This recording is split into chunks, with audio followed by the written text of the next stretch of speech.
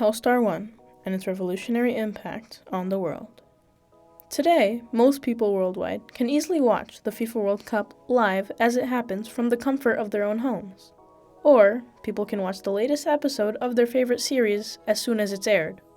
But the last thing that the majority of people will think about is, who or what made this possible? I welcome you to the world of Telstar 1.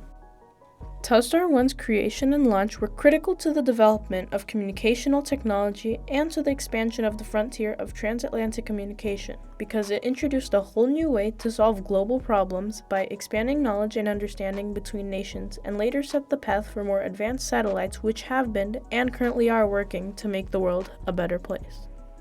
Telstar 1 was launched in July of 1962 and was funded and worked on by a collaboration between NASA, AT&T, British General Post Office, Bell Telephone Laboratories, as well as the French National Post. The key task and function of Telstar 1 were to receive signals sent to its location in space within the Earth's orbit, amplify them exponentially, and then transmit them to live audiences. Telstar 1 was a significant and critical icon in the world, as it expanded the boundaries of global communications, leaving a significant impact on culture across the globe. The development made by Bell Laboratories in 1954, known as the creation of the solar cell, was crucial to the making of the first functional communication satellite because scientists would be able to power all the equipment within the system.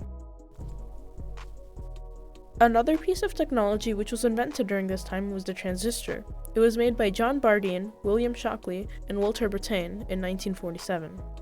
These two revolutionary pieces of technology were combined and used in ways that were unheard of during the 1960s, resulting in the beginning of transatlantic satellite communication services and the critical expansion of knowledge that paved the road for future satellites.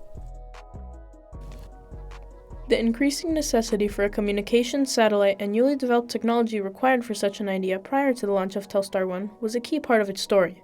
The invention of new and advanced technologies such as the television on September 7, 1927 began its consumer growth during the 1950s, causing the piqued interest in scientists for potential strides in these fields. The number of televisions in the US increased rapidly as it went from 6 million in 1950 to upwards of 60 million by 1960. Since demand for the television was so high, many people needed a quick way to broadcast the needed TV channels. These interests sparked the idea of a communication satellite that could effectively and efficiently fulfill television needs. This invention eliminated a major obstacle for scientists and got them one step closer to the creation of Telstar 1. These advancements allowed this initial project to expand within the scientific community. Early on, during the design process of the satellite, scientists noticed that the material and technology needed for a communication satellite was scattered across many lines and fields of research. Technological components were limited to the time, and their normal uses were not made for space satellites. So, scientists had to take existing inventions and alter them to fit their needs. Telstar 1 was developed in a time of reform and modernization. Demand from the public ignited the fire for a communication satellite, and the new technological advancements of the time helped scientists overcome obstacles which they had to face in order to make Telstar 1. These new developments inspired many ideas and future satellites which would completely change our world. The Cold War, a conflict between the US and the Soviet Union which took place after the conclusion of World War II, was increasing tensions on both sides of the world.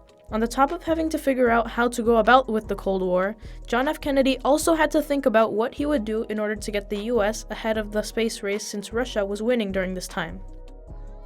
The Soviet Union had already launched a human-piloted spacecraft known as Vostok 1. They had already sent the first artificial satellite into Earth's orbit known as Sputnik. Although it didn't have many capabilities or any communication features, it still got Russia ahead of the space race. For this exact reason, the need for Telstar 1 was greater than ever. The US needed something revolutionary in order to get them ahead of the space race. What better to do this than a space communication satellite with extraordinary abilities? President Kennedy was having a hard time being able to control the situations in the Cold War at the time, and more conflicts were arising because of the lack of communication. With this in the minds of everyone in the government, a scientist named John R. Pierce, the CEO of Nokia Bell Laboratories at the time, came to the government and proposed his ideas. He received funding for his ideas, and NASA would take care of the launch for Bell Labs. As the future lead developer of Telstar 1 in the video, Development of Telstar, published by Nokia Bell Labs, he speaks of the conditions and events which led him to voice his ideas of a communication satellite. It was only when the Russian satellite Sputnik went up late in 1957 and the first American satellite early the next year that I began to stir around and push for the launching of an American communication satellite. Telstar 1 had a lot of impact on the world, whether it was innovative or political. John Pierce knew that the government would fund his project because it would also contribute to the space race. The US would be able to get on par with the Soviet Union and would be able to have a chance of winning against them. The combination of newly invented technologies like the solar cell and the transistor, mixed with the political environment of the early 1960s, led to the successful build and launching of Telstar 1.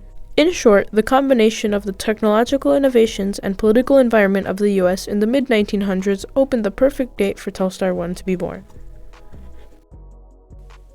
It was sent into orbit on July 20th, 1962 in a Thor Delta rocket which was provided by NASA, and it transmitted the first transatlantic broadcast in world history to radio stations in England, France, and other countries from across the Atlantic Ocean. The CBS program was relayed by Telstar. It premiered in 16 countries. The show was watched by over 700 million people across the Atlantic. Along with television broadcasting abilities, Telstar 1 had the ability to transmit different white and black TV channels and maintain 600 calls simultaneously. Its technological outreach connected people across the world and allowed for interglobal communication. John F. Kennedy spoke publicly about Telstar 1 in the first formal broadcast exchange, which was relayed by Telstar 1, and here's what he said. And this is another indication of the extraordinary world in which we live. This satellite must be high enough to carry messages from both sides of the world, which is, of course, a very essential requirement for peace. And I think this understanding, which will inevitably come from the speedier communications, is bound to increase the well-being and security of all people here and those across the oceans. The technological and political boundaries which Telstar 1 was able to break through left many long-term impacts on the world. While many were good, it also raised a lot of political questions about who should have control on what media should be broadcasted or posted. Congress decided that they were going to have two separate transmitting groups or companies, one for governmental broadcasting and one for the public.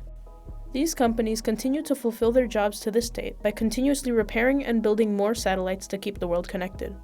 Telstar 1 helped expand knowledge between transatlantic countries by allowing for more communication between them, which has helped avoid unnecessary and major conflicts.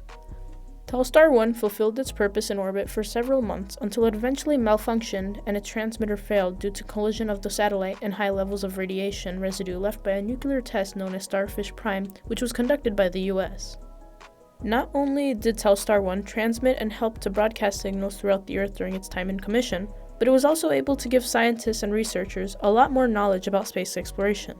It helps scientists determine space's effect on specific technological components and other information about the Van Allen belt, like its effect on artificial satellites within the Earth's orbit.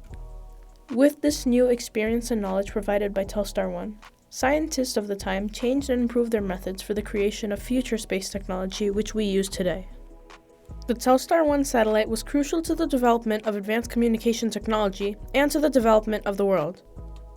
It was born in a time of political unease as the Cold War was increasing tensions between the US and the Soviet Union, especially in the space race. Telstar 1 became the solution to the lack of global communication and was the way to expand human horizons in space.